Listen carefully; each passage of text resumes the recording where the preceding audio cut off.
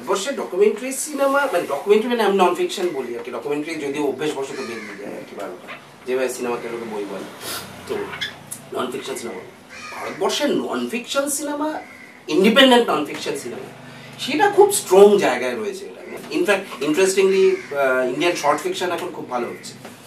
তো Indian feature fiction কোথায় দাঁড়িয়েছে? ইন্ডিয়ান ডকুমেন্টারিতে কিন্তু বহু ধরনের কাজ হচ্ছে এখন, বহু ধরনের, এবং সেটা আন্তর্জাতিকভাবেও তার প্রচুর স্বীকৃতি টিকৃতি পাচ্ছে। মানে ইন্ডিয়ান ডকুমেন্টারি গুলো খুব রেগুলারলি ইন্টারন্যাশনাল ফিল্ম ফেস্টিভ্যালে ফিচার করে, মেজর ফিল্ম ফেস্টিভ্যালে পুরস্কার পায়, যেখানে তুমি যদি এটা আমাদের ফিচার ফিল্ম ফিকশনের সঙ্গে তুলনা করো, তাদের কোথাও 2 বছর 1 বছর অন্তর হয়তো বার্লিন ফিল্ম ফেস্টিভ্যালে, আর বা কানে আজকাল একটা ওরা প্যাট্রোনাইজিং অ্যাপ্রোচ নিয়েছে যে পৃথিবীর বিগেস্ট ফিল্ম ইন্ডাস্ট্রি, সেখান থেকে একটা দুটো ছবিও থাকবে না, যার ফলে একটা দুটো টুকটাক থাকছে। কিন্তু জেনারেলি যদি ইন্টারন্যাশনাল ফিল্ম ফেস্টিভ্যাল সার্কিট দেখো, সেখানে ভারতীয় ফিচার ফিকশনের কোনো এক্সিস্টেন্সই নেই। Whereas Indian documentary, like they are featuring everywhere, the big film festival, সেটা যদি তুমি আমস্টারডাম বলো, যেটা ডকুমেন্টারি কনফারেন্স বলো, হট ডগস বলো, বা ইভেন বার্লিন বা অন্যান্য ফিল্ম ফেস্টিভ্যালগুলো, সেখানে রেগুলারলি আমাগাটা বলো, রেগুলারলি তোমার ইন্ডিয়ান ডকুমেন্টারি ফিচার করছে, দেখানো হচ্ছে। এবং সবচেয়ে ইন্টারেস্টিং একটা ব্যাপার ঘটেছে গত 5-6 বছরে, সেটা আরও interesting. Initially Indian documentary, like ধরো পোস্ট 80s থেকে যখন আনন্দ পটবর্ধন কাজ করা শুরু করেন, এবং মেজরলি ইম্পর্টেন্ট কাজ পলিটিক্যাল ডকুমেন্টারি, এবং ও একটা আমাদের পুরো একটা হোল জেনারেশনকে ইন্সপায়ার করে to pick up independent documentary film making.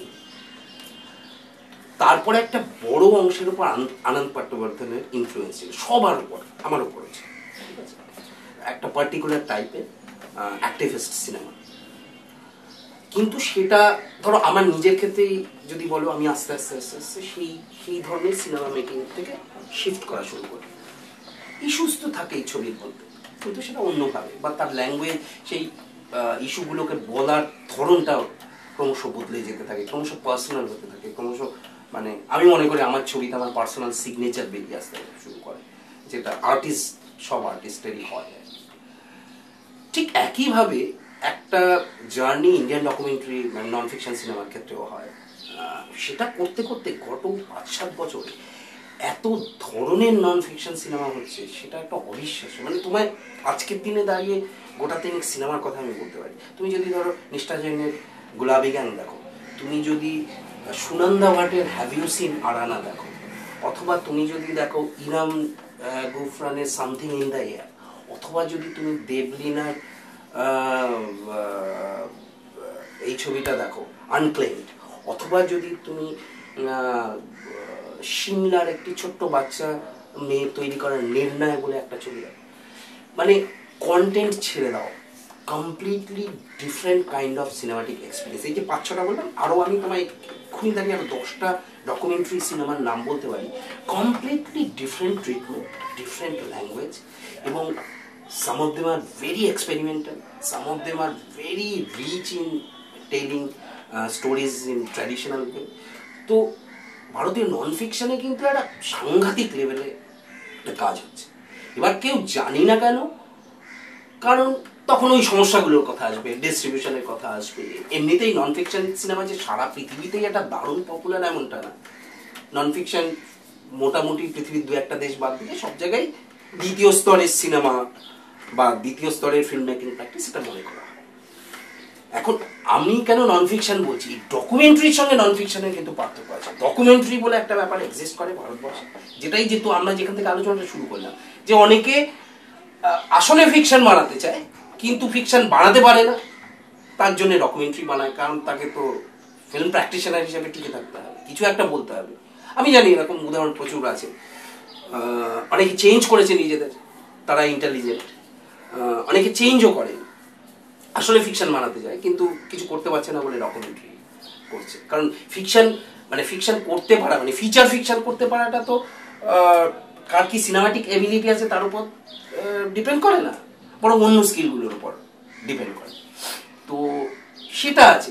এবং আরেক ধরনের এস্টাবলিশ ফিল্ম মেকার আছে যারা ডকুমেন্টারি ফিল্ম মেকিংকে তাদের রুচি হিসেবে, দুটো ফিচার ফিল্মের মাঝখানে একটা ডকুমেন্টারি বানাচ্ছি, সেটা ডকুমেন্টারি সিনেমা আর কি, যেখানে কিছু লোক কথা বলে, বসে বসে চেয়ারে বসে কিছু কথা বলে, কিছু ইনফরমেশন দেওয়া হয় ভয়েস ওভারের মাধ্যমে। দুর্ভাগ্যজনকভাবে এগুলোকে মানে ভারতবর্ষের অধিকাংশ লোক এগুলোকেই নন ফিকশন হিসাবে ভাবে, এবং ভারতবর্ষের সিস্টেমও তাই ভাবে, এডুকেশনাল ইনস্টিটিউশন থেকে আরম্ভ করে গভর্নমেন্ট অফ ইন্ডিয়াও তাই ভাবে। তাই যখন ধরো রবীন্দ্রনাথের সার্ধ শতবর্ষে রবীন্দ্রনাথের উপর ডকুমেন্টারি তৈরি করা হবে, ঠিক হয়, তখন সেটা পায় হচ্ছে বিখ্যাত ফিকশন ফিল্ম মেকাররা, ঋতুপর্ণ ঘোষ, সুমন মুখোপাধ্যায় বা অশোক বিশ্বনাথন। তখন কিন্তু ভারতবর্ষে বিখ্যাত নন ফিকশন ফিল্ম মেকারদের ডাকা হয়। তো এটা একটা অশিক্ষা চলছে, কারণ নন ফিকশন সিনেমা কেউ দেখে না। মানে দর্শকের কথা তো বাদ দাও, ধরো তার কোনো ডিসকোর্স নেই, ক্রিটিকরা লেখে না, সিরিয়াস সিনেমার লোকজন না পর্যন্ত লেখে না, সিরিয়াস সিনেমা যারা দেখে বলে ক্লেম করে তারাও কেউ ডকুমেন্টারি দেখে না। এক ভয়ঙ্কর রিয়েলিটি বলে, যে কারণে ইন্ডিয়ান যে নন ফিকশন সিনেমাটা কোথায় দাঁড়িয়ে আছে কারোর কোনো ধারণা নেই। করতে করতে এমন হয়েছে এবং ফিল্ম মেকাররাও পরস্পরের সিনেমা দেখেন।